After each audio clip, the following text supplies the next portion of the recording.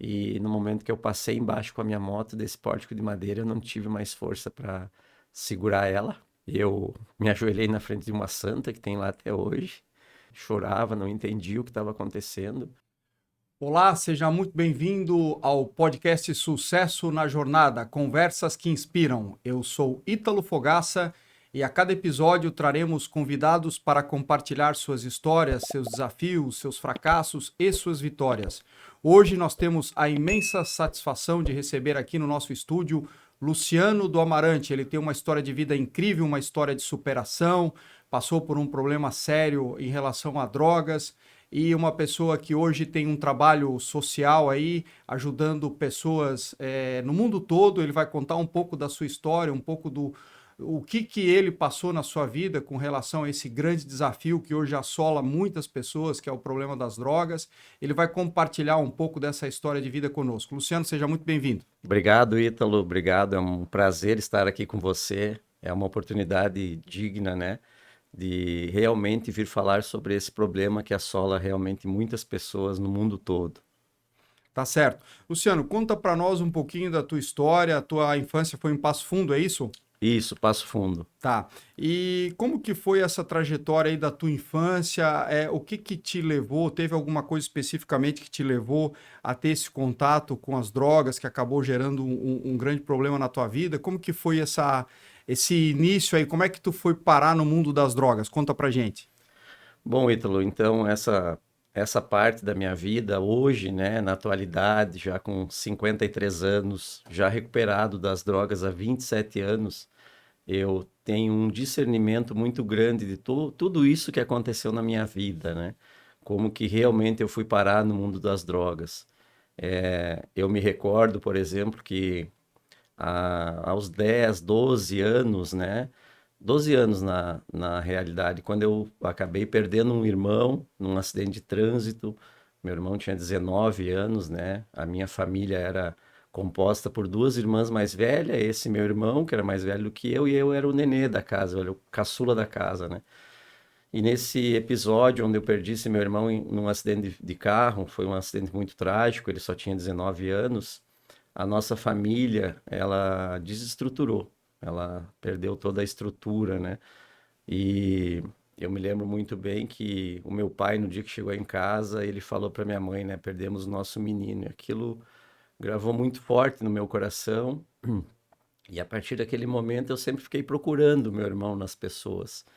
E era a minha fase que eu estava indo para adolescência, né? E apesar de eu não usar droga nessa época, o meu pai era um cara muito duro, com uma tradição, né, cultural do que ele recebeu realmente do pai dele também.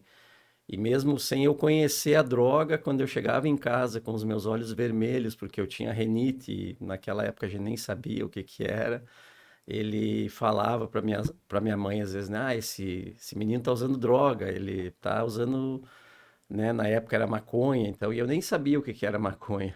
Então, com 12 anos, eu sentia aquela cobrança do meu pai nesse quesito da droga, porque ele tinha um sócio na empresa dele, inclusive, que tinha um filho com problema já na época de droga, muito forte. E eu fiquei com essa cobrança até mais ou menos os 18 anos, quando realmente eu fui morar numa outra cidade com a minha irmã, e lá, daí eu acabei me rendendo. Eu acabei, já que eu era muito cobrado por ele, eu acabei experimentando pela primeira vez a droga, né? Foi ali que eu comecei, né? Com 18 anos de idade. Primeiro com drogas mais fracas, e depois com uma droga muito forte, né? Que era a cocaína. E aí Começou sim, por qual droga, Luciano? eu comecei com as drogas pequenas, né? Era, na época, o lança-perfume, depois a própria maconha, que eu tanto fui cobrado, eu experimentei e nunca consegui usar, porque eu nunca fui um cara fumante, então não sabia nem como usar. E depois realmente foi a primeira vez que eu usei a cocaína e eu não consegui mais voltar, né? Eu não consegui. E ela começa devagar. Você começa usando socialmente, como fala, né? Uma vez a cada mês, uma vez a cada semana. E tudo isso leva tempo, né? Então, durante 10 anos, por exemplo, que eu fiquei, eu nunca roubei, nunca matei, mas usava ela socialmente, sempre trabalhando. Então, nunca tive dificuldade. Só que, porém, eu fui perdendo tudo, né? nesse Na caminho. época tu trabalhava com o que, Luciano? Então, meu pai, ele era o antigo caixeiro viajante, né? Uhum. Então, meu pai, ele faleceu ano passado, com 89 anos, e a grande lição que ele me deixou foi essa lição, né, de ser vendedor. Então, já quando eu tinha lá meus 4 aninhos, 5 aninhos, ele sempre me levou junto nas viagens, onde ele levava o carro cheio de amostras de tudo que é tipo de mercadoria, plástico, bacia, tudo tinha amostra, brinquedos de plástico e já nos finais de semana ele me colocava a trocar os preços. Depois ele montou o atacado dele, eu trabalhei no atacado dele já com 12 anos, já comecei a trabalhar no atacado dele, separando os pedidos, encaixotando. E essa profissão ficou no meu coração. Quando eu fiz 18 anos, eu tirei a carteira de motorista, eu já comecei a trabalhar de vendedor. Porém, não consegui trabalhar para ele, porque ele não aceitava essa questão, que na época ele tinha um sócio bem complicado e eu queria que ele montasse o atacado dele. E ele nunca aceitou. Então, eu fui trabalhar para outras empresas. Trabalhei para Poliparts, que é uma concorrente da Vult do Brasil, na questão de peças automotivas. Depois, trabalhei para grandes distribuidores de parafusos. E aí, fui trilhando uma vida de vendedor, né? Hoje, continuo, né? Porém, depois de CLT vendedor, eu passei a ser autônomo, né, como representante comercial. Então foi esse caminho aí que o meu pai acabou me ensinando, né? Hoje tu tá na Karsten. Isso, hoje eu trabalho com o grupo Karsten, né? E atuo na realidade com a marca Trussard, né? Uhum. A Karsten, ela tem essa divisão, né, da Karsten, né? Mas dentro da Karsten SA existe a marca Karsten e a marca Trussard. Então hoje eu atuo com a marca Trussard, uma marca italiana, né, na linha de cama e banho, né, uma linha de excelência de produtos, né, de qualidade. Então Uhum. já estou no grupo há 12 anos. Tá certo. Ô, Luciano, e nessa trajetória que tu acabou adentrando no mundo das drogas, como tu falou, né? Todo mundo começa dessa forma, né, Luciano? Usando socialmente, experimentando, achando que não tem nenhum problema. E a coisa depois foi ficando mais séria. A gente conversou já nos bastidores, tu me contou um pouco da tua vida. O que que a droga ela tirou de ti?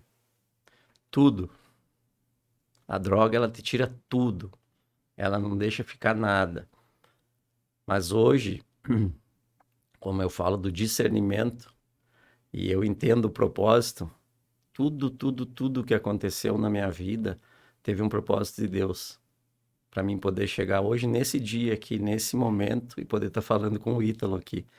Então Deus, ele tem um caminho que quando as coisas acontecem na nossa vida, nós humanamente jamais vamos conseguir enxergar realmente qual é o plano dele.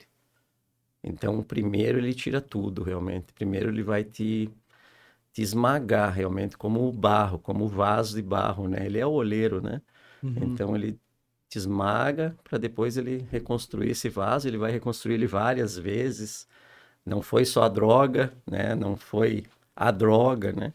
Então, ele te tira o caráter, ele te tira muitas coisas, né? Então, para mim, realmente, o significado disso é que eu perdi tudo. Perdi tudo, né? Financeiramente, tudo isso a gente reconstrói, né? Mas o mais importante é reconstruir durante esse período todo, toda uma vida, né? Porque eu brinco, né? Hoje, quando eu dou os testemunhos, né, nas Fazendas da Esperança, eu brinco com os meninos, né, as mulheres que estão lá se recuperando, que a minha idade só tá lá no papel, na identidade, né, aos 53 anos. Mas a minha idade verdadeira, então, são 27 anos, né, de homem novo. Tá certo.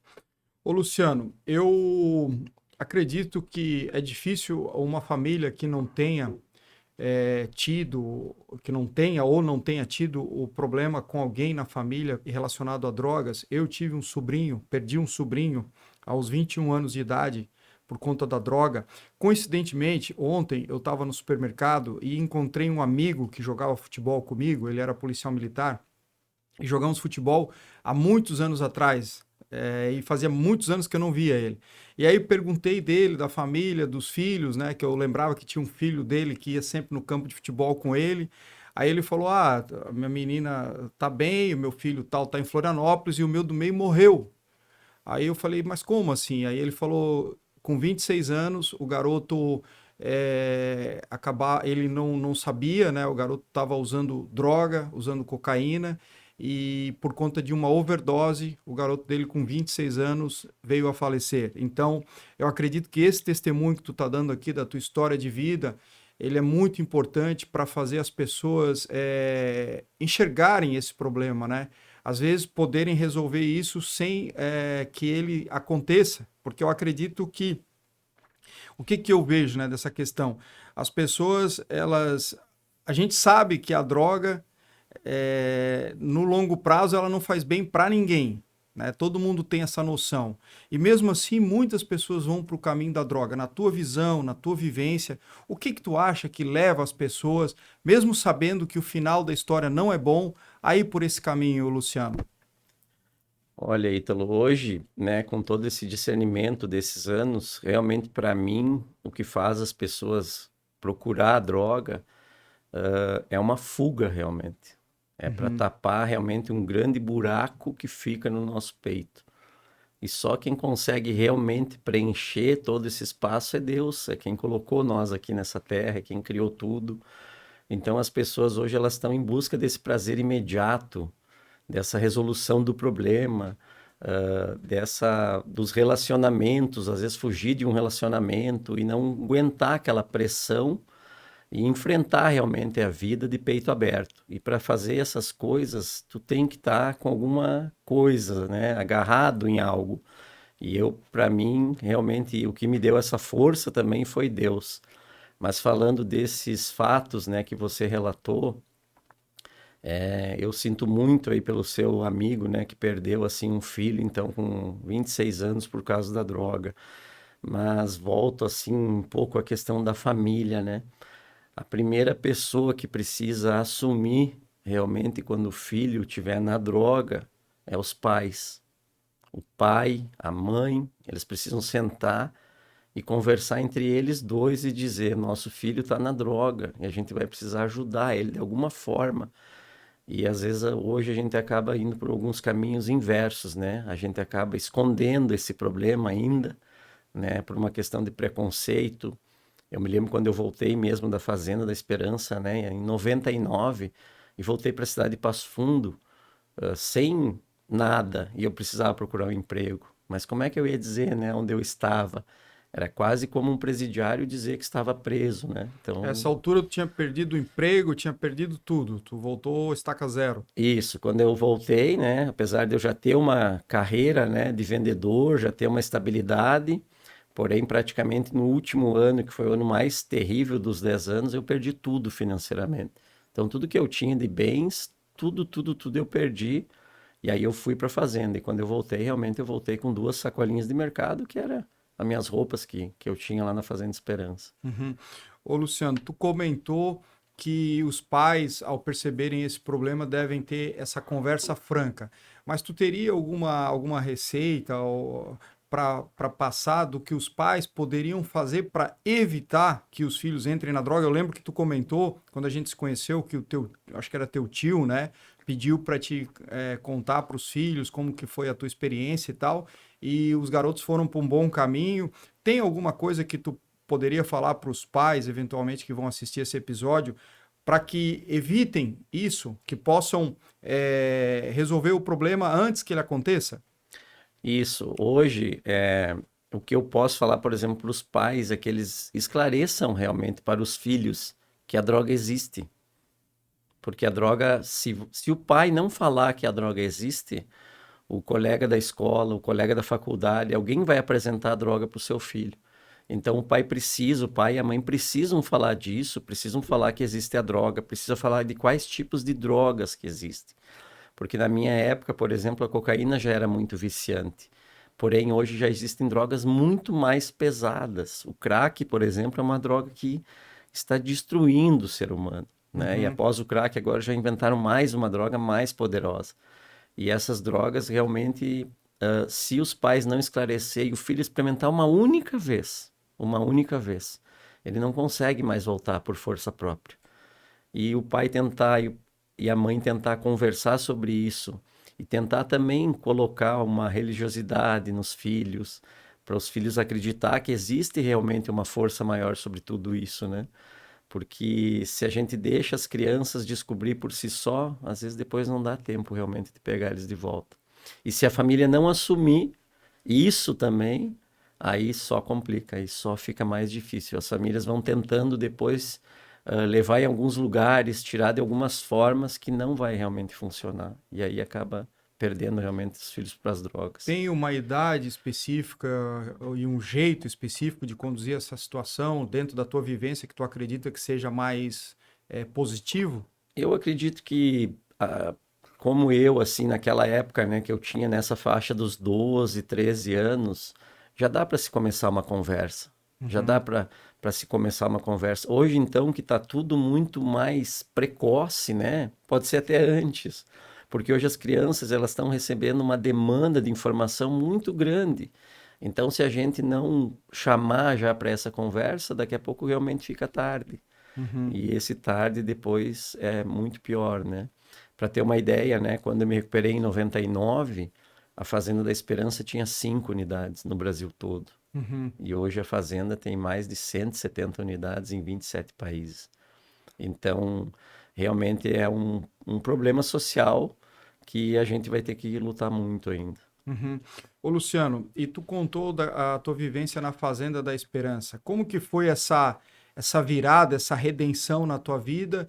E o que que é essa Fazenda da Esperança? Conta para nós o que que é esse projeto, no que ele impactou a tua vida? Bom, então, depois de 10 anos, né, de uso de drogas e dessa vida, né, a minha família, um certo dia, minha irmã, na realidade, descobriu que existia uma fazenda, né? E para mim só falavam que existia essa fazenda e que eles queriam me levar para lá, né, para mim me recuperar das drogas.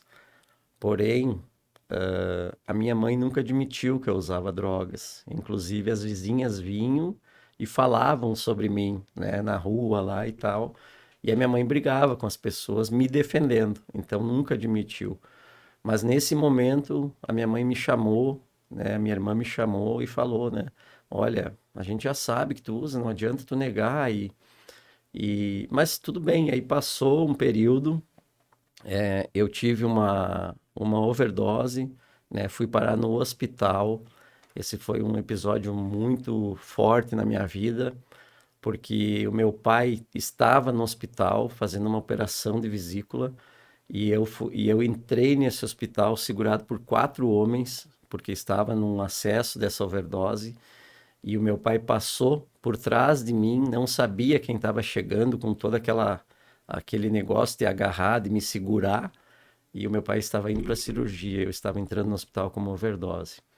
E aí, quando passou esse fato, então eles decidiram me levar para a fazenda, marcaram o dia e chegou no dia eu acabei fugindo, eu acabei não indo. Aí passou mais 90 dias, nisso eu já estava morando fora da casa dos meus pais. A minha irmã conseguiu me achar onde eu estava morando e foi lá e realmente falou: se tu não for dessa vez, vai perder a tua família, a gente não vai mais vir atrás de você e tal. E aí foi onde eu decidi ir para a Fazenda da Esperança, me lembro até hoje, no dia 27 de junho. Chegando nessa fazenda, né, realmente é uma fazenda, né, com todas as coisas agrícolas. A gente chegou num sábado, em 27 homens. No domingo a gente levantou, aí um dos coordenadores falou assim: ah, amanhã vocês vão conhecer as psicólogas. E eu pensei, nossa, vai ter até psicóloga aqui, né, um lugar legal, então que...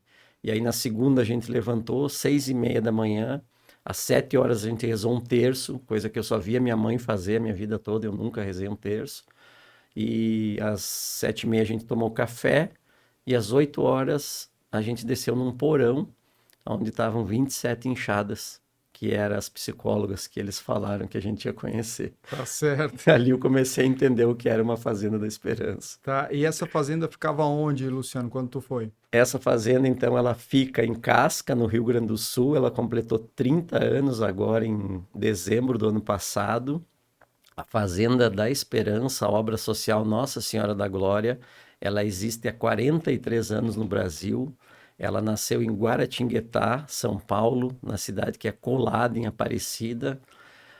Lá existe, né, um frei, o Frei Hans, que hoje completou seus 80 anos. E na época, em 1985, o Nelson Giovanelli, que era um jovem com 18 anos, muito católico, né? E ele passava numa esquina de Guaratinguetá, onde tinha mais ou menos todos os dias 4, 5 homens no uso da droga, no uso do álcool. E ele ia para missa, sempre falava com Deus, e um certo dia ele pediu para Deus o que que ele poderia fazer para ajudar esses homens e tal. E ele entendeu que ele tinha que se aproximar primeiramente deles. E o Nelson começou a passar naquela esquina, cumprimentar eles um dia, 2 dias, 3 dias, até que um dia resolveu parar. Um deles se achegou mais, conversou um pouco com o Nelson. Aí ele fabricava umas pulseirinhas para vender, para usar droga. O Nelson pediu para aprender a fazer a tal da pulseirinha. Até que um belo dia eles ficaram sozinhos. E esse rapaz, o Antônio, que está vivo até hoje também, o Antônio disse: Eu não aguento mais, perdi toda a minha família. Eu precisaria de alguém que ficasse comigo 24 horas. Eu preciso largar da droga, do álcool. E o Nelson disse: Eu posso ficar contigo. Eu posso te levar para minha casa. Eu fico essas 24 horas contigo. O pai dele e a mãe dele tinham ido para a Itália visitar o Vaticano. O Nelson levou ele nessa primeira noite para casa. Eles passaram essas primeiras 24 horas juntos. Ele procurou o Frei Hans, que era o pároco na época. O Frei Hans disse: Tu precisa ligar para o teu pai e falar o que tu fez. O Nelson ligou. O pai do Nelson disse: Muito bem, meu filho, pode continuar que a gente em breve está chegando no Brasil. E o pai dele voltou. O Frei Hans decidiu, junto com o Nelson, alugar uma casa para botar o Antônio. E o Antônio, dando esse passo, arrumaram um trabalho para o Antônio. E na sequência, outros daqueles 4, 5 que ficavam com ele na esquina resolveram morar nessa casa e também parar com a droga.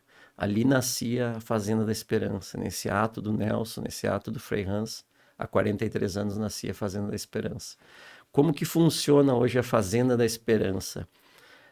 Você tem um período de acolhimento de 1 ano, então você é acolhido, né, para ficar esse 1 ano. Você não recebe a visita da família durante 3 meses. Os primeiros 3 meses você só escreve carta para a família. Você não tem acesso a celular, não tem acesso a cigarro, não tem acesso a nenhum tipo de medicamento, a não ser que você tome algum controlado. Não existe chave nas portas, né? Então você não está preso de nada, você pode ir embora a hora que você quiser. Mas existe o carisma, né? O carisma da esperança, que é baseado num tripé. Esse tripé é trabalho, convivência e espiritualidade. Então, dentro desse tripé que vai se desenvolver esse tratamento, né? Essa recuperação de 1 ano, para sair desse homem velho e chegar nesse homem novo depois de 12 meses. E por que os 12 meses, né? Porque quando a gente está aqui fora no mundo da droga, a gente não enxerga Natal, Páscoa, nem o nosso próprio aniversário a gente enxerga quando a gente está no mundo da droga. Quanto mais o aniversário do nosso pai, dos nossos filhos, da nossa mãe. Então, quando você fica 12 meses, todas essas datas tornam-as ter um novo significado, um novo sentido também na vida. Então, esses 12 meses que a gente faz lá é muito importante e muito impactante. E a gente vive uma palavra diária. Então, por exemplo, todos os dias a gente tem uma palavra diária. Eu vivo isso até hoje na minha vida. Essa palavra é tirada da Bíblia. E esse carisma que a gente tenta levar. Cada palavra diária a gente tenta botar em prática naquele dia. Então, a gente tem 24 horas para botar em prática uma palavra diária. E é isso que nos sustenta. É um versículo, é um capítulo? É tirado um versículo da Bíblia, né? E aí feita uma meditação em cima desse versículo. E aí essa palavra diária que vai nos mover naquele dia. Porque não vamos nos enganar, né, Ítalo? Que em 27 anos que eu estou recuperado aqui na sociedade, eu não tive tentações, eu não tive várias vezes, né? E hoje a grande dor, né, da Fazenda da Esperança chama recaída. Porque as pessoas às vezes ficam 1 ano e depois não voltam aqui para a sociedade e muito rapidamente recaem. Ô Luciano, contando um pouquinho aí de um documentário que eu vi esses dias na Netflix, que vai ao encontro do que tu está colocando da tua experiência, o Charlie Sheen, ele foi um dos atores mais bem pagos norte-americanos. Ele chegou a ganhar, ele fazia uma série de TV e ele chegou a ganhar 2,5 milhões de dólares por episódio. Ele era o âncora da série e E ele teve um problema com drogas, ele se viciou, ele acabou perdendo tudo também, né? E durante o documentário ele falou uma coisa que me chamou a atenção, que é o seguinte, que a pessoa que é viciada em drogas, quando ela experimenta a droga, ela tem uma sensação, porque o cérebro nunca teve contato com aquela substância, e a partir dali ele está sempre buscando aquela primeira sensação, ou seja, a intensidade daquela sensação. Eu, graças a Deus, aqui dando um testemunho da minha vida também, eu vim de uma família humilde, uma família de muita dificuldade, uma comunidade também humilde, e eu pensei, eu preciso fazer algo para mudar a história da minha família, de sair dessa escassez, dessa dificuldade toda. Eu tive uma situação com meu pai já faleceu, minha mãe também, mas eu tive uma situação com meu pai que ele sempre falava, eu sempre escutei, né, que quem prospera na vida é porque está fazendo alguma coisa errada, que se alguém está prosperando, alguma coisa errada no meio tem. E aquilo sempre foi uma interrogação na minha cabeça. Como assim? Será que eu não tenho, eu vou ter que fazer algo errado? Eu não quero fazer algo errado. E será que se eu não fizer algo errado, eu não vou conseguir mudar a história de vida, sair da pobreza, poder ter uma vida melhor, mudar essa história de vida da minha família? E aquilo ficou uma coisa tão marcada dentro de mim que eu botei dentro da minha cabeça, dentro do meu ser, que eu ia fazer o que fosse preciso para vencer na vida e provar para meu pai que ele estava errado, que eu poderia vencer honestamente. E diante dessa situação, numa comunidade carente, vendo os meus amigos se drogarem, tendo essa condição que certamente tu passou, de pessoas te apresentando a droga, te dando possibilidade de tu experimentar. No meu bairro, eu via as pessoas se drogando, eu era criança e eu vi os jovens de 18, 19, 20 anos se drogando com maconha, às vezes com droga injetável, drogas pesadas, e eu via a condição de vida daquelas pessoas e eu consegui enxergar que se eu fosse por aquele caminho, a chance de eu mudar a história da minha família, da minha vida, seria zero. Então, graças a Deus, eu sempre tive essa força de dizer não. Então, eu nunca experimentei droga nenhuma, nem cigarro, nem de papel, nem maconha, nem nada. E agradeço muito a Deus porque eu vejo que é às vezes no tu experimentar essa sensação, e voltando ao assunto, né, o Charlie Chin, ele fala que o viciado ele está em busca dessa primeira brisa, ele até usa essa palavra, dessa sensação que da primeira vez, só que aí como o teu neurotransmissor cerebral ele acaba recebendo aquilo e na segunda vez o impacto já não é tanto, então tu acaba indo em busca sempre dessa sensação. Não sei se faz sentido isso que ele falou, queria que tu comentasse. Faz total sentido. A gente é adicto à droga. Então, quem nunca experimentou não vai realmente saber o que a droga vai fazer e vai dar essa sensação. Então, o adicto, depois que ele experimenta pela primeira vez, por exemplo, a maconha para mim não mudou nada na minha vida. Uhum. Mas no momento que a cocaína entrou lá no meu cérebro, ela fez um ok ali e o meu cérebro ficou buscando realmente aquilo. Uhum. Tanto que os primeiros experimentos da cocaína com os ratinhos são esses. Você coloca para vários. Alguns vão ali, cheiram e não experimentam. Outros vão ali, cheiram, experimentam e nunca mais conseguem sair. Então, ela atua realmente no cérebro, né, te deixando adicto e você procurando realmente sempre essa primeira vez, que nunca mais vai acontecer. Nunca mais vai acontecer. Nunca mais vai acontecer. E ela vai te escravizar. Isso é o que acontece hoje com o crack. Por isso que a gente vê tantas pessoas hoje nas ruas, perambulando como zumbi, porque a força que o crack tem no cérebro dessas pessoas é gigantesca, né? Então, realmente, eu também vi essa passagem do Charlie Chin e é muito forte tudo isso. E aí vem essa questão, né, Ítalo, já sobre esse sucesso, né, que a gente busca, que ele buscou também, e que no fim tudo isso, todo esse dinheiro acabou fazendo todo esse mal realmente para ele, porque ele não conseguiu mais voltar atrás. É a força realmente da droga, né? Que a gente tem que começar realmente a combater em tudo hoje. Em tudo, porque a gente fala que por exemplo, o álcool é uma droga lícita, mas o álcool é a porta de entrada. Uhum. Não tem uma outra palavra para se usar. O O álcool tira o hoje, freio e faz o todo. álcool é porta de entrada. Para mim, hoje, eu posso beber socialmente, não tenho problema com álcool, mas eu Uhum. sei que o álcool hoje é porta de entrada Uhum. para você perder aquele freio e num momento ali de euforia, Uhum. experimentou pela primeira vez. E aí não consegue voltar atrás, muitas vezes, porque o teu cérebro já reconheceu aquilo. Uhum. Ô, Luciano, e dentro dessa tua trajetória que tu passou na tua vida e que tu teve o contato com a Fazenda da Esperança, tu comentou comigo que num determinado momento tu estava numa viagem, acho que na Argentina, e aí tu teve uma experiência, tu deu um testemunho. Conta um pouquinho dessa parte aí da tua vida. Então, Ítalo, quando eu voltei da fazenda, eu reconstituí toda essa parte, né, que a gente, como humano, né, financeiramente, trabalho, família, filhos, e em 2018, daí, após um divórcio que eu tive, né, eu acabei reestruturando um pouco a minha vida, comprei a minha primeira moto, né, comprei uma Big Trail, fiz um curso em Florianópolis com uma turma linda ali que tem o curso Big Trail Floripa, grandes amigos hoje, e comecei a viajar toda a América do Sul, né, fui para o Ushuaia, fiz a Carretera Austral, os grandes sonhos dos motociclistas hoje, né? Fez o curso com o pessoal do Vantuir. Isso, eu fiz ali Um com o Van... abraço pro Vantuir aí. eu fiz aí com o Vantuir, com o Jackson, com toda essa turma do Big Trail. E aí eu comecei a pegar os documentários realmente do Vantuir, que chama Caminhos da América, né?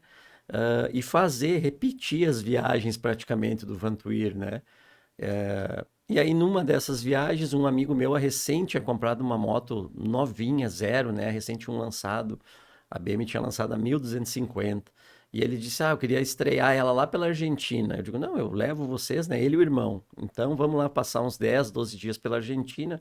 O norte da Argentina ali eu já conhecia. Levei eles. A gente estava depois de Irúdia, ficar um dia em Irúdia. Todo mundo passou mal, inclusive nesse dia. Tivemos uma infecção muito forte intestinal. Saímos de lá, subimos até a La Quiaca e de La Quiaca pegamos o final da Ruta 40, né? Uns 5 mil e pouco para fazer ela descendo. E estávamos num ponto de ripple muito pesado e eu estava puxando esse comboio. Porém, uma das motos desprendeu o punho e caiu um parafuso. E eles me chamaram no rádio e a gente parou para consertar essa moto de um dos irmãos. E quando eu terminei de consertar, esse irmão da moto mais nova arrancou na frente. E eu e o irmão dele ficamos para trás. O irmão dele arrancou e eu fiquei por último. E eu comecei a tentar buscar eles, porque eu que estava conduzindo, né? Uhum. E infelizmente não deu tempo, em questão de 5, 10 minutos, ele pegou um bolsão de areia que apareceu na Ruta 40. A moto capotou mais de 5 vezes. Essa moto, ela foi como se tivesse amassado realmente ela com a mão. E a primeira imagem que eu tive do acidente foi ele deitado no meio da pista, assim, no meio da estrada, a estrada de Ripple. A moto com as rodas para cima, ela ficou para cima porque ela tinha os bauletos, então escorou. E naquele milésimo de segundo eu pensei, o que que eu vou falar para a esposa dele? Porque eu era o responsável pela viagem e ele não se mexia. Eu achei que ele estava realmente morto naquele Uhum. momento. E no próximo milésimo eu vi que ele se mexeu, eu parei minha moto, desci, fui lá e peguei ele. Comecei a apertar ele para ver se ele não tinha quebrado nada. Ele foi levantando, ele só me falava que tinha torcido o tornozelo. Aí eu corri, eu tinha um remédio forte assim, já dei para ele para dor. E realmente ele só tinha torcido o tornozelo e a moto tinha dado uma perca total assim. Aí a Foi um gente livramento. um livramento que eu não Uhum. tinha entendido também naquele momento, né? Uhum. E aí a gente pegou, e fomos para a primeira cidade, que chama Purmamarca. De noite a gente não falava, né? Ficou aquele clima assim. Dali a pouco ele falou: Vocês continuam a viagem. Não vão parar a viagem. Eu vou me resolver, eu vou voltar, vou pegar o avião e tal.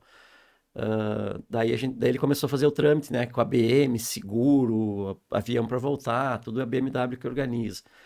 E aí a BM mandou a gente ir para a cidade de Salta, na Argentina, que era a capital que tinha ali perto, né? E tinha uma concessionária da BM. A gente desceu, esse trâmite começou a demorar, né? A gente ficou lá quase 3 dias em Salta para resolver tudo isso e ele embarcar realmente no avião.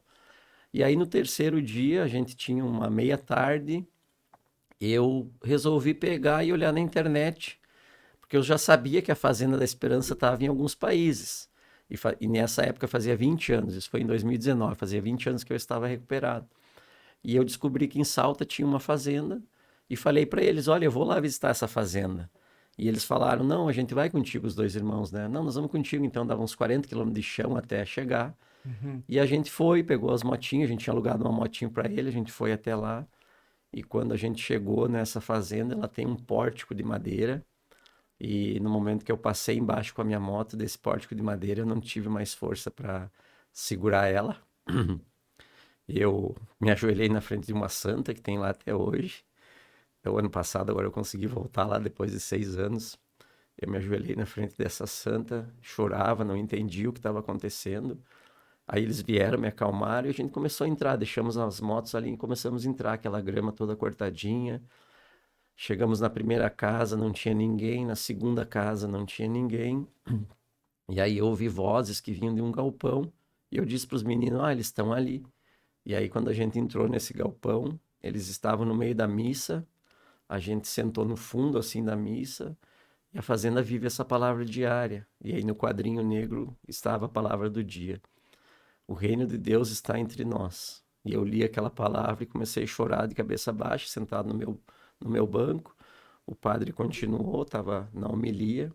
Quando o padre fechou a Bíblia, o padre disse: os senhores viram que acá entrou 3 senhores, não sabemos quem são, não sabemos de onde vêm, não sabemos nada desses 3 senhores, pero isto é o reino de Deus entre nós.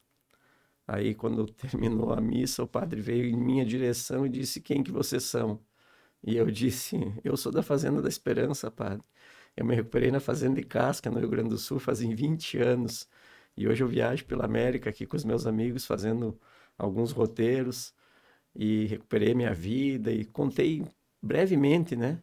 E os 2 coordenadores da Fazenda estavam do lado do padre. Quando eu terminei de contar, os coordenadores falaram: tu não pode ir embora daqui sem falar para os 20 argentinos que estão aqui se recuperando, sem dar o teu testemunho. E aí eu disse, mas a gente precisa voltar, tem que assinar mais um documento às 6 da tarde na cidade. E os meus amigos, não, não, a gente vai e tu fica então. E aí eu fiquei, dei esse meu primeiro testemunho, que eu não sabia o que seria na época ainda. E quando eu terminei esse testemunho, Ítalo, todos os 20 argentinos me falaram alguma coisa. Mas um deles disse assim: faz 3 meses que estou na Fazenda da Esperança e todas as manhãs eu peço a Deus se a Fazenda da Esperança vai funcionar para mim. Mas agora vendo que você está 20 anos no mundo livre e não recaiu, isso vai me dar força para mim permanecer meu ano aqui na Fazenda. Aí eles terminaram, me deram uma camiseta autografada, todos eles.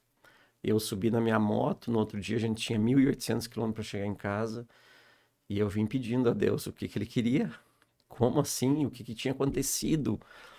E realmente aí veio para mim, assim, como realmente um chamado realmente que aconteceu, né? Porque eu enxerguei mensageiro da esperança. E quando eu cheguei na minha casa, na minha família, nos meus amigos, eu falei, eu vou fazer isso. Eu vou lançar esse projeto, vou começar a visitar as fazendas da esperança e dar esse testemunho como mensageiro da esperança, porque eu não sabia até aquele momento o quão forte era eu estar há 20 anos longe das drogas sem ter tido Tu uma recaída. representava a vitória que eles estavam ali buscando e sonhando em conseguir. Isso, porque eles ouviam falar muito de outras pessoas que ficaram na fazenda, mas que recaíram com 3 meses, que recaíram com 1 ano.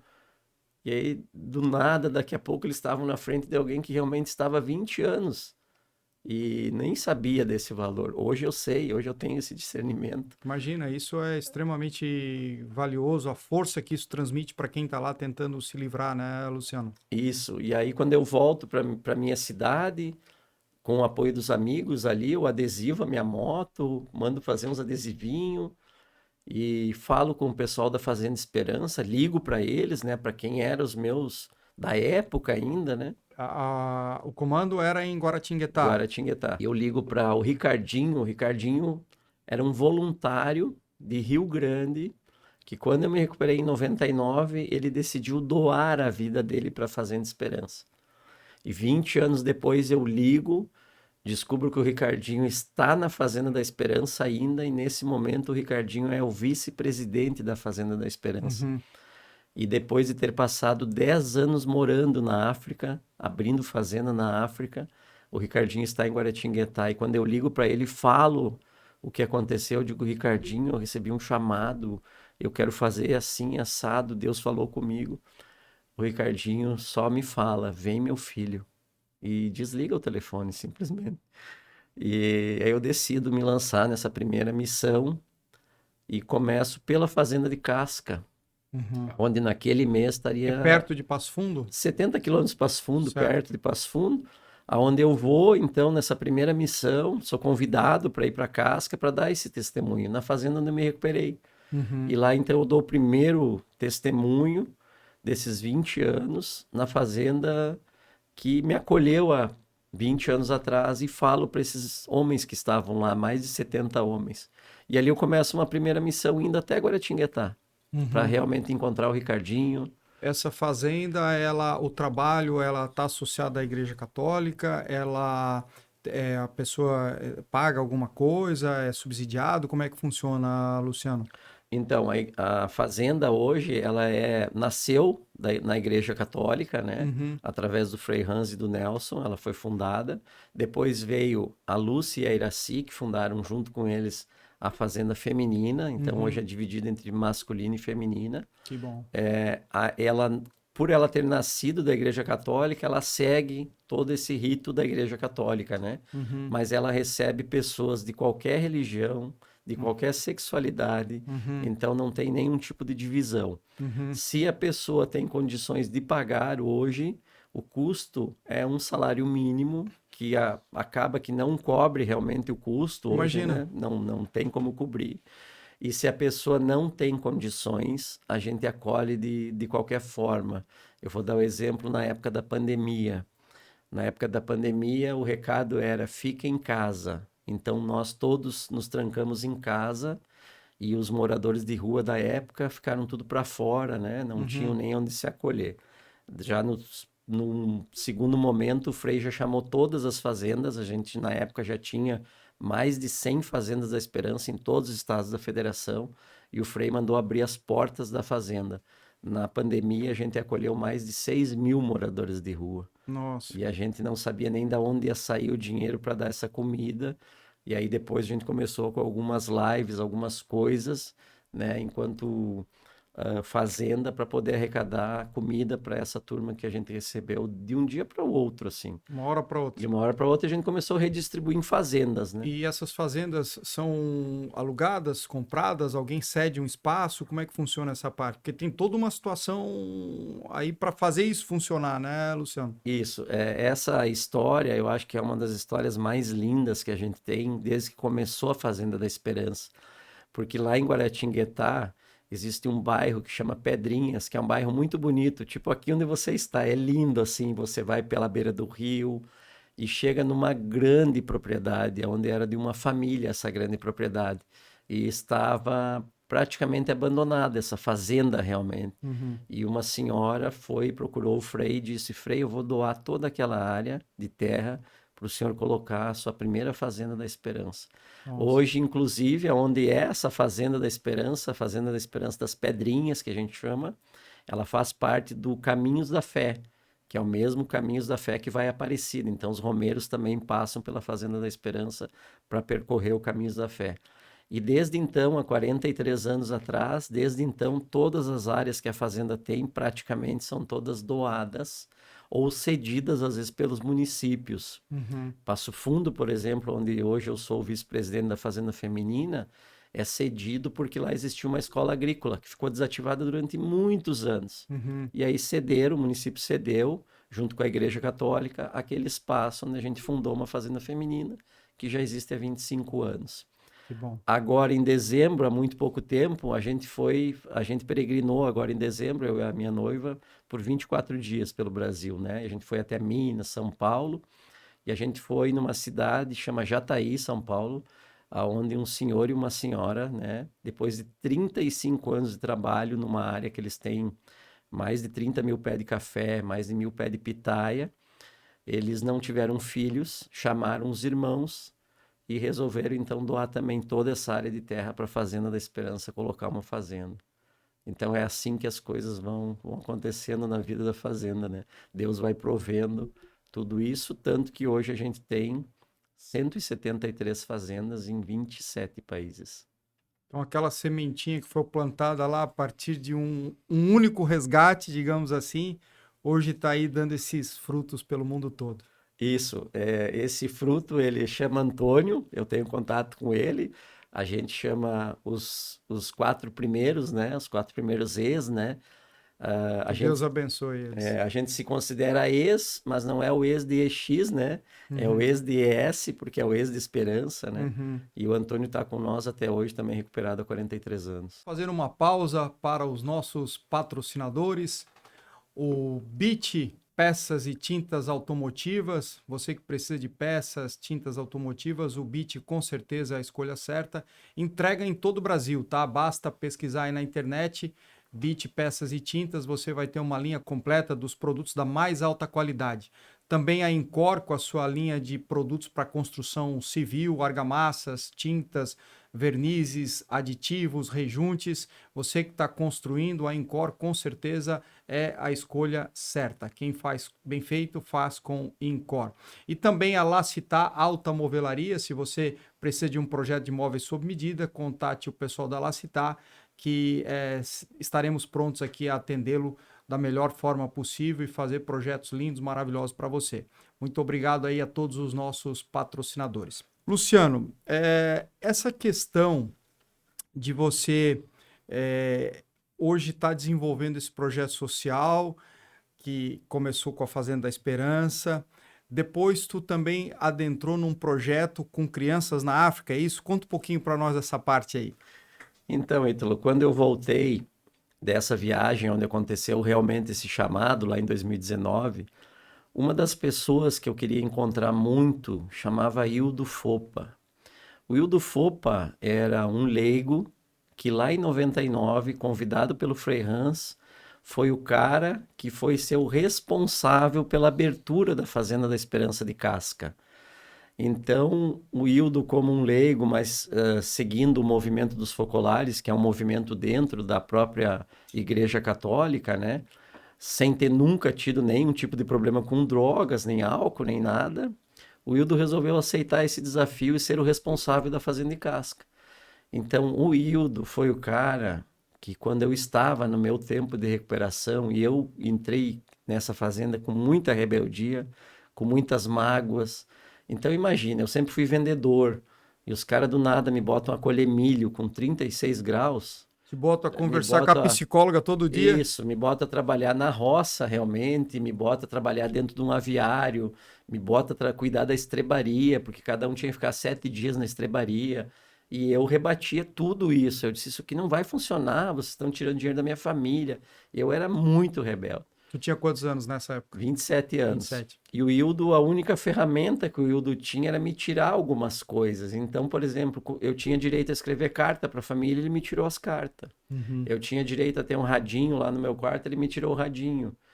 Tudo que eu tinha direito, o Hildo foi me tirando. E a última coisa que ele poderia me tirar era a visita, no terceiro mês. Uhum. E ele me tirou a visita no terceiro mês. Então tu era rebelde mesmo. Eu era rebelde mesmo. E aí o que que aconteceu? Naquela domingo, onde mais de 60 homens iam receber visita, o único cara que não recebeu a visita fui eu. Então, naquele domingo, eu precisava entender se eu tinha que viver a palavra diária ou se eu tinha que me esconder lá no meio do mato e nem ver essa visita.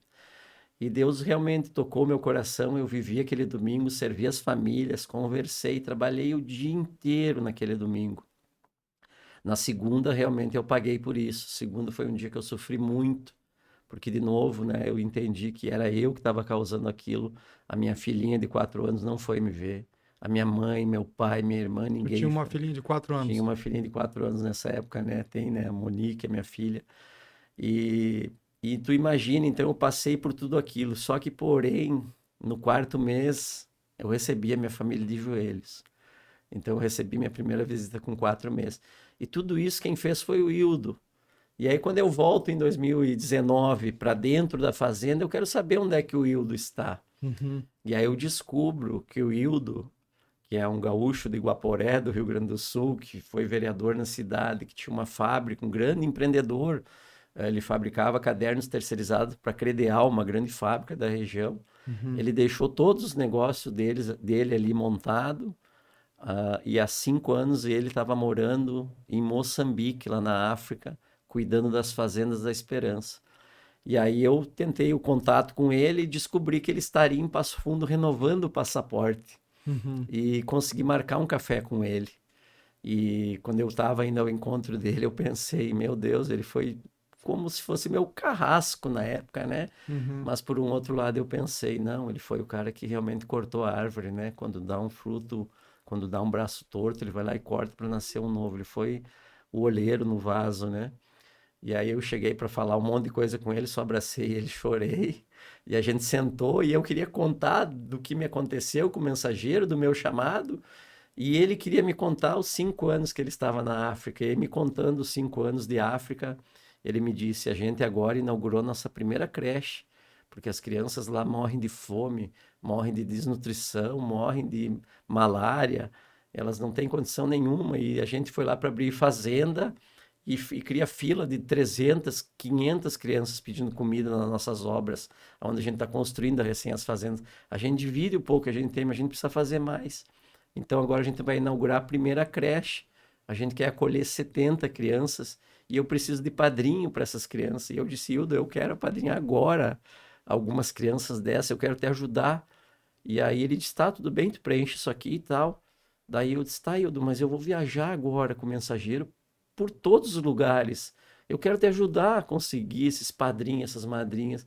E ele disse, nossa, então tá aqui, tu leva uns formulários, um formulário de papel. Tu leva esse formulário, as pessoas preenchem, a gente começa esse programa de apadrinhamento.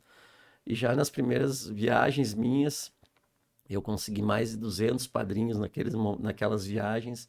E a gente começou esse movimento do Centro Infantil Chitaitai. Chitaitai, né, lá em Moçambique, significa vagalume. Então é o nome das nossas creches, né, que essas crianças significam luz da esperança. E esse projeto hoje, Ítalo, ele está com... A gente inaugurou agora na Páscoa a quarta creche. A gente inaugurou o primeiro restaurante comunitário, né? Um refeitório, né? Comunitário, onde a gente vai dar todos os dias 1.000 refeições. Todos os dias, 1.000 crianças vão estar cadastradinhas com o seu crachazinho para lá receber aquela única refeição para eles, às Tu vezes. já foi em Moçambique? Então, essa é uma outra história que a gente fala muito, né? O tempo de Deus, né? O tempo de Deus, ele é fantástico, porque faziam 6 anos que eu ajudava a fazenda a conseguir esses padrinhos. Eu era padrinho, a Stephanie é madrinha, e eu nunca tinha ido para Moçambique. E o ano passado, em julho do ano passado, junho do ano passado, o Frei Hans me ligou, cara. Eu estava aqui em Florianópolis, eu e a Stephanie estava ali num final de semana muito espiritualizado. O Frei Hans ligou e disse: Tu precisa arrumar alguém para ir para Moçambique, algum voluntário, porque a gente quer mandar uns dólares, né? Porque senão paga imposto. Então, indo mais pessoas, consegue levar mais dólares para lá. Que a gente precisa construir mais outra creche e tal. E eu disse, tá, Frei, porém eu não posso, eu tenho uma imersão de um dia lá na empresa e tal, não consigo e tal. E aí, quando eu desliguei o telefone, a Stephanie me olhou e disse, tu tá com medo de quê? Por que tu disse não pro Frei? Aí ela terminou de falar, eu peguei meu celular, liguei e disse, Frei, tá tudo resolvido. Eu já resolvi tudo. O senhor pode comprar a passagem, porque o Frei queria que eu ficasse 30 dias, fosse uma missão realmente. Uhum. Porque ele me disse assim: faz 6 anos que tu ajuda e tu nunca viu com os teus olhos. Eu quero que agora tu vá lá para ver com os teus olhos. E aí ele comprou essa passagem, me mandou para lá. Eu fui para lá 30 dias e realmente eu entendi que a gente aqui no Brasil a gente trabalha com a pobreza e lá na África a gente trabalha com a miséria. É muito diferente. Lá não existe nenhum tipo de programa, nenhum tipo de assistência, não existe nada. As crianças vivem em pequenas aldeias, onde não existe nada para eles subsistirem, para eles existirem, para eles comer. E a gente vai lá, Ítalo, para ver só a criança realmente. A gente não quer ver governo, a gente não quer ver nada. A gente só quer que aquela criança tenha aquela alimentação naquele dia para ela não morrer de fome. Fazendo um adendo aqui, Luciano, quando a gente se conheceu ali em Urubici, me apresentou esse projeto, né? Eu faço um convite aí a quem está nos assistindo, conheçam o projeto Chitaitai, que o Luciano tem feito esse trabalho maravilhoso. Eu decidi apadrinhar uma criança, então eu tenho colaborado aí com R$ 100 por mês, que é um valor que, para a gente, Deus tem muito mais a nos dar, a nos abençoar, e às vezes não faz diferença nenhuma, ou se fizer faz muito pouca diferença, mas para aquela criança que está lá na África, como o Luciano bem colocou aqui, às vezes pode ser a diferença entre colocar alguma coisa no estômago ou não, né?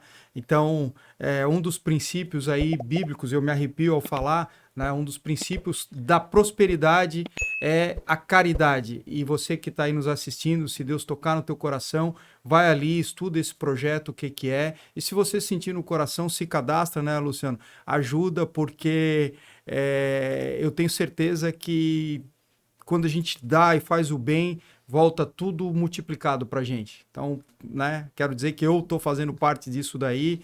E essas sementes que tu tem plantado aí, a gente se conheceu não era para mim estar lá em Urubici, eu tava, acabei, tu tava ali na minha frente vários dias ali no teu stand, e aí no final, acho que foi no último dia ali, ou no penúltimo dia, a gente se conheceu e acabei conhecendo a tua história de vida, o que fez eu ser um padrinho lá do projeto na África e também te convidar para vir aqui contar a tua história, né? Então, queria fazer esse adendo aí, fazer um convite realmente para as pessoas aí a olharem, conhecerem o que é o projeto e aqueles que têm condição, ajudar, porque às vezes é algo que para nós não faz diferença, ou se fizer muito pouco, e na vida de outra pessoa vai fazer uma diferença enorme, né? Então, que Deus abençoe o projeto de vocês.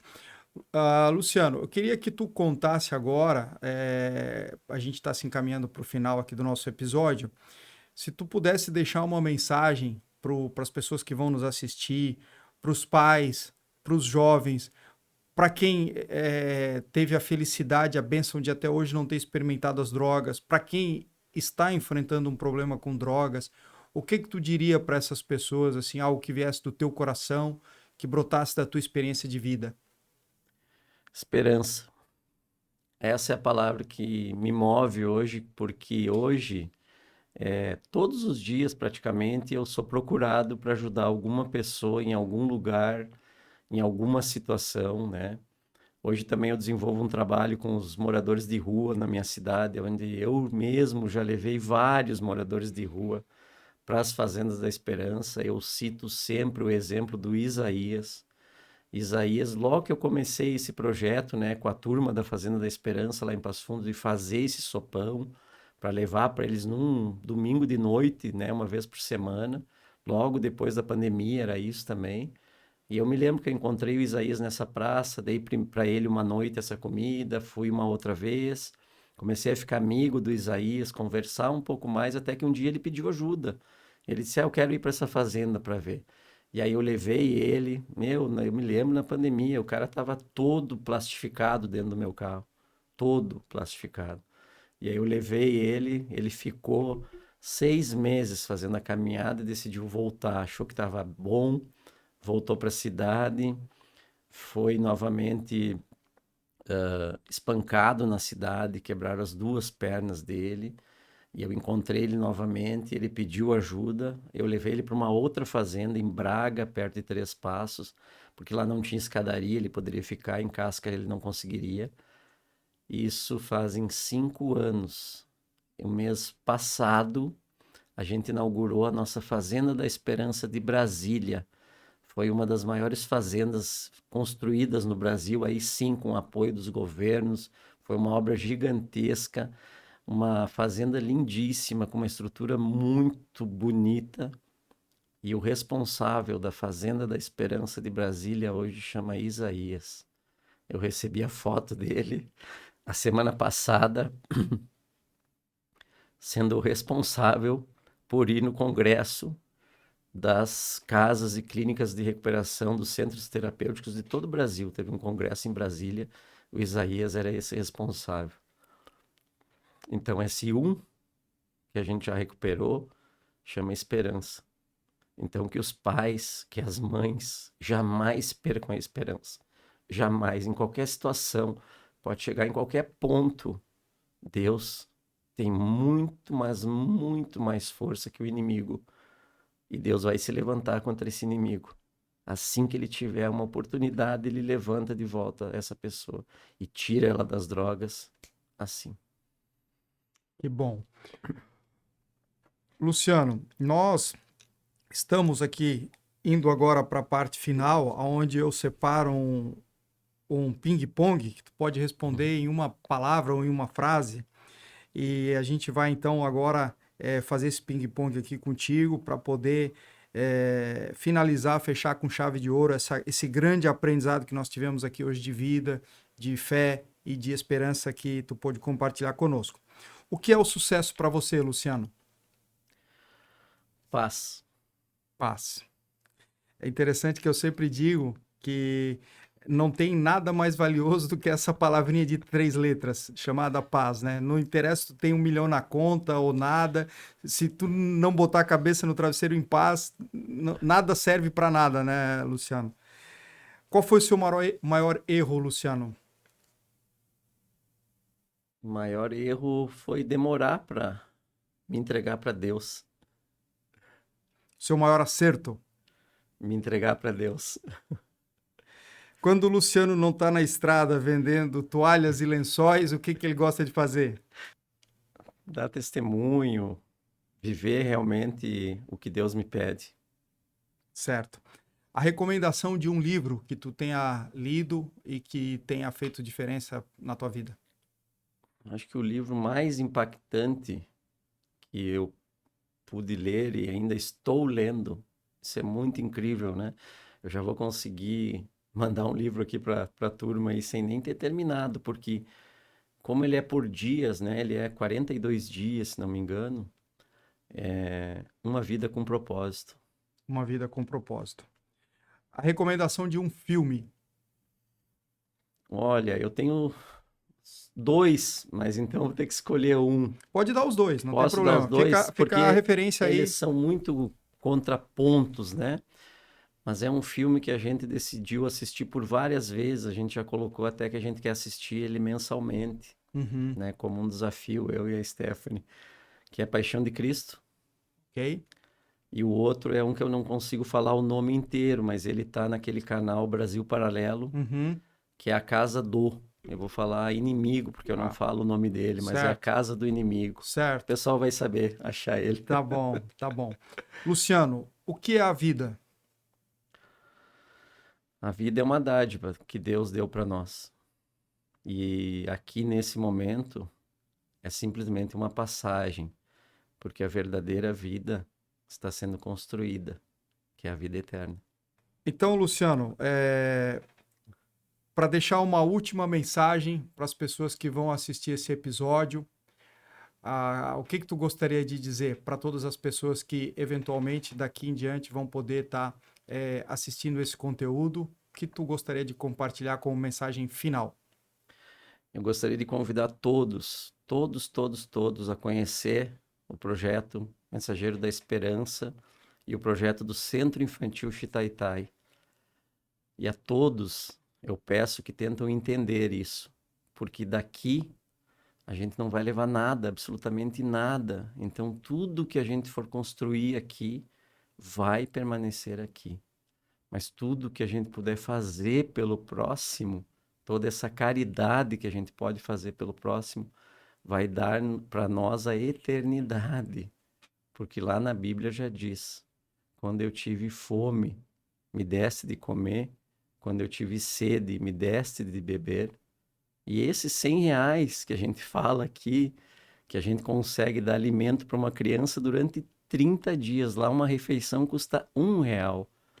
Isso não vai fazer falta de forma alguma, porque Deus nos dá o cêntuplo. E eu posso afirmar isso para vocês, porque desde 2019, quando eu comecei a fazer isso, Deus tem me dado o cêntuplo e muito mais. Então, queremos agradecer a sua audiência. Se você gostou desse conteúdo, Eu estou imbuído de desenvolver um trabalho aqui para trazer pessoas que possam compartilhar suas histórias, seja de empreendedorismo, seja de vida, seja de redenção, o que quer que possa tornar você que está aí nos assistindo um ser humano melhor, mais instruído, fazer você se tornar também, em todas as esferas da vida, cada dia uma pessoa melhor. Considere se inscrever no canal, compartilhar esse conteúdo com outras pessoas que você sabe que esse testemunho aqui que o Luciano deu pode fazer diferença na vida dessas pessoas. Muito obrigado pela sua audiência. Queremos agradecer os patrocinadores desse episódio, a Incor, com a sua linha completa aí de produtos para construção civil, a La Cita Alta Movelaria e também o Beach Peças e Tintas, com a sua linha completa de peças e tintas automotivas. Luciano, quero te agradecer de coração a tua disponibilidade de vir até aqui, compartilhar da tua história de vida sem nenhum pudor, sem esconder nada, falando tudo que tu passou. Eu tenho certeza que isso vai ajudar muitas pessoas que eventualmente estão tendo esse tipo de problema a terem força e inspiração na tua pessoa para poder ter um caminho de vida aí abençoado por Deus e muito melhor. Muito obrigado. Obrigado a todos, obrigado a você, né, Ítalo? Um prazer imenso estar aqui vivendo o extraordinário de Deus. Paz e bem a todos aí, né, que acompanharam nós. Amém. Muito obrigado.